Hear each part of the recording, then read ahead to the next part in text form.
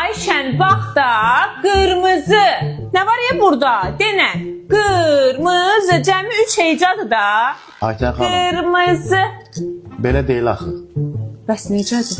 Demək Ayten xanım, sizin təsir yönteminiz daha agresiya fonunda olduğuna görə uşaq beyni bunu qorxu fonunda qəbul edir və qorxu fonunda olan cümlələri dedizdirmək istəyirsinizsə, o heç bir cümlə danışmayacaq. Sadəcə olaraq onda bir fobiya yaranacaq.